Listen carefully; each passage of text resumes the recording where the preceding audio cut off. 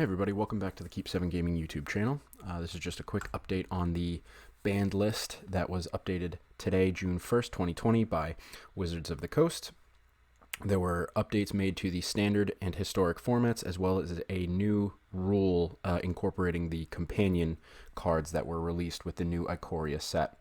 The new companion rule is once per game. Anytime you could cast a sorcery during your main phase when the stack is empty, you can pay 3 generic mana and put your companion from your sideboard into your hand. This is a special action, not an activated ability. So how does that affect companions? It slows them down a little bit, which I think makes them a little bit more fair rather than something you can just cast it at any time. Rather than your companion being a free 8th card, it is something you have to pay 3 generic mana for. So things like Obosh are going to become a lot less effective. Obosh becomes a little bit less effective in that I suppose it takes 2 turns, 1 to get them into your hand and then 1 to get onto the battlefield. So that could slow those decks down. You know, the mono black, the mono red, it could slow those down significantly. So we might see Obosh disappear from the mono red. I'll pull up the card here. We could see Obosh disappear from the mono red decks that have been going out there. We could see everything kind of transition back over to the Embercleave decks, potentially. I think things like Yumori, the underplayed companions, things like Yumori, things like Lutri, things like Zerda was already pretty much dead. Nobody really used Zerda, but things like Yumori, things like Lutri, I think these are 2 cards that were rarely ever played. I think they're pretty much dead now. I don't think there's really a reason. I mean, Lutri becomes essentially 6 mana to cast at all. And 3 mana on one turn and then 3 mana on the next turn, or six mana in one turn. I just don't think that they're worth it anymore. So I think you're going to see a lot of the. I think Yorion is still going to be obviously very popular. I think he's super powerful still, and also the way he makes you play creatively with the 80 minimum deck size as opposed to 60. People are still going to use him, and I think some of the top decks are still going to be Yorion decks, but the lower end. Let's just search companion here, get everybody. Luris, I think, becomes a little bit less effective. I mean, a lot of these guys become a little bit less effective. Gyruda, the ramp decks. I think Gyruda is probably one of the least affected here, although obviously he became a little bit not so important in the meta because of how telegraphed you make your play with him.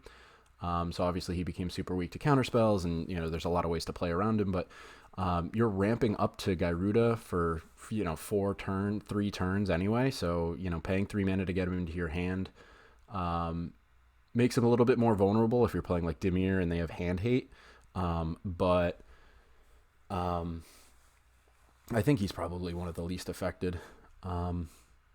You got things like Luris and Yorion, which I think are still strong, but Luris I think becomes a little bit less strong because, again, it's a low mana creature that you have to pay 3 mana to get to your hand when you're probably, those decks probably are pretty proactive. They want to be doing things every turn with the things in their hand. So, he might not really be, I think for, the mono white decks, he's somewhat important. But usually you win without him in those decks, so maybe he's still just a side companion that you just, if you have nothing else to do. But, they're generally trying to use their mana to equip creatures and things like that. I don't really play the cat decks too much, so I don't really know what that really does to them. I think he was more of just a side piece and, a way to kind of build those decks with the converted mana costs 2 or less. But Yorion, again, I think is still strong. Lutri, I think, is dead. Yumori, I think, is dead. Zerda has always been dead. Obosh, I think this is kind of a nail in the coffin for him. I think it's just with those decks, it's a proactive deck that just wants to do other things. He was kind of the replacement for Embercleave, but Embercleave could cost 2 mana if you have things out there and attacking, and he now costs 3 mana on top of 8. You have to pay 8 mana, 3 to get him into your hand, and then 5 to cast him. So, most likely you're going to be spending 2 turns to do that. I don't think that the mono red decks are going to want to be doing that. I think they're going to want to be doing something else, a little bit more proactive. So I think Embercleave is going to be coming back, or at least that deck archetype. is going to be coming back. Gigantha, I never really saw him played that much anyway. Most of the time you saw him played, it was just, they were playing a multicolored deck, and it was just you know, the deck coincidentally abided by his companion rule, which no more than one of the same mana cost. No more than one of the same mana symbol in the mana cost. So I don't really think that this sees more or less play than it did originally. He was just a kind of a side piece, because he was just kind of a throw-in, more or less, a 5/5 throw-in that you could have if you had no other plays.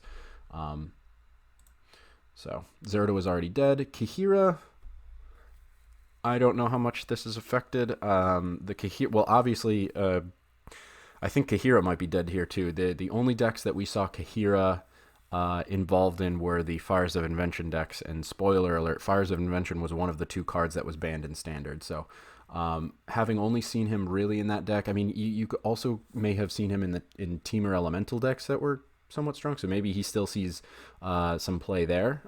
Again, he's one of the lower mana cost companions, so it costs 3 mana to get him into your hand, 3 mana to get him onto the board. That's 6 mana. But in the elemental decks, if you have no better play, maybe just having him in as a throw-in side companion, you just hold on to him for if you ever run out of things to do, potentially could still be very good. But I haven't seen Temur Elementals be a very powerful deck, or be a very played deck in a little while. So maybe that comes back. Maybe he's a very strong companion in an elementals deck. Maybe Temur Elementals somewhat makes a comeback, but I don't see it. I still think Yorion Luca is still going to be the champion of the meta. I think Luca, Yorion, and then Lucaing out some other powerful creature is still going to probably be the most powerful thing to do, probably. But you never know. Maybe the mono red Embercleave decks come back. And then Karuga, another kind of situation where Karuga was most popular in Fires of Invention, like the Jeskai Fires decks, like the older Fires of Invention, the old Jeskai Fires as opposed to the Gruul Fires decks. So since Fires of Invention is gone, I don't think, Karuga might have a place. I haven't really seen him played in any other decks that have, cards with converted mana cost 3 or greater. Other than the Fires of Invention deck, so it'll be interesting to see if he finds a place in some other deck. I can't think of anything that would have nothing for turns 1 and 2 off the top of my head. But yeah, I think this change more or less is the nail in the coffin for Lutri, Obosh, Yumori. Gigantha never really saw play anyway. Well, saw somewhat play, but I don't think it changes his situation overall. Zerda was dead anyway. It'll be interesting to see what it does to Kahira Karuga. The people who are still playing Gyruda, I don't think are going to be super affected by it, and it'll be interesting to see what happens with Lurrus. But I don't, I think those decks, he's kind of just like an optional side piece in those decks anyway, so I don't know if it'll change too much for them. And then Yorion, I still think is going to be super strong, so I still think we're going to see a lot. So I think this really was a nerf to every companion except for Yorion. But we'll see. You never know. And then to move on to the changes to Standard and to Historic. So with the change to Standard, we have a ban on Agent of Treachery, which I think everybody saw coming. So Agent of Treachery will no longer be a deck that Winota will be using to cheat out. Agent of Treachery will no longer be the card that the Yorion Luca decks are trying to cheat out. I think what changes, Winota can still essentially cheat something out. So potentially, Winota decks still could be pretty strong, depending on what else they choose to cheat out. Let's take a look at Winota. I don't play the Winota decks too much, so let's see. Whenever a non-human creature you control attacks like the top 6 cards of your library, you may put a human creature card from among them onto the battlefield tap. So let's see what our powerful humans are. Let's see what our 6... creature human. Let's see what she could cheat out. So she can no longer cheat out Agent of Treachery, and we'll go collected and not collected. What could she cheat out now? Let's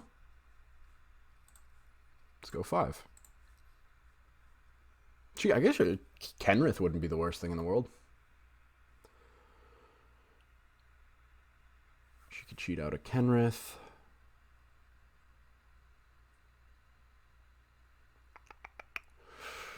I guess any of the Sirs from Eldraine, it'd be interesting to see if those see any play.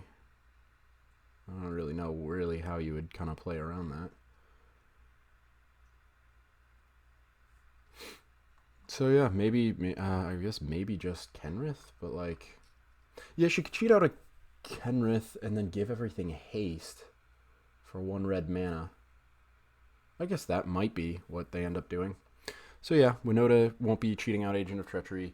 The real nerf, well, I think the deck that got nerfed the most was the top meta deck, the Luca Yorion deck, the one that had Fires of Invention, Luca, Yorion, and Agent, because the other deck, or the other card that was banned, is Fires of Invention. Whoops, let's clear all these. Fires of Invention. So Fires of Invention was banned, Fires of Invention being the card that you can pay 4 mana, 3 and a red. It's an enchantment, and you can cast spells only during your turn, and you can cast no more than 2 spells each turn. You may cast spells with converted mana cost less than or equal to the number of lands that you control without paying their mana cost. So just for an example, if you have 6 mana out there, you essentially have 12 mana. And then if you get something like a Cavalier of Flames out there, you can the lands that you have out there are untapped because you're not using them by using Fires of Invention. So you can use its pump ability and things like that. So Fires of Invention is no longer out there. I don't think really that was a big portion of the Luca Agent decks anyway, but Fires of Invention being out changes a heck of a lot. A lot of the top meta decks, your Jeskai Fires, I mean, they weren't actually top meta anymore. I mean, it was literally just Luca Yorion. But this will change a lot because Luca Yorion no longer has access to this, so it slows those down. Slows those decks down considerably. And then, I mean, a lot of decks that were built around Fires of Invention disappear. So you won't be seeing those on the ladder anymore. Your Jeskai Fires, your Gruul Fires. So a lot of those go away. So it'll be really interesting to see kind of what changes are brought about now that Fires is gone.